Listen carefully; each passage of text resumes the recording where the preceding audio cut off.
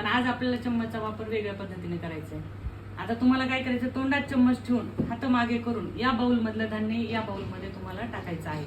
हाताचा थोडाही वापर नाही झाला पाहिजे आणि आपलं तेवढ्या दिलेल्या टायमिंग मध्ये तुमचा टास्क कम्प्लीट झाला पाहिजे.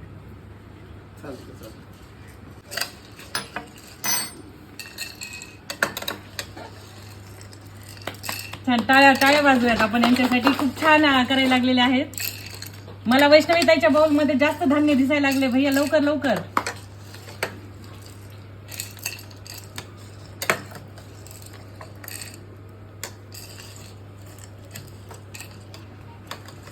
चला 24, 25, 26, 27, 28, 29.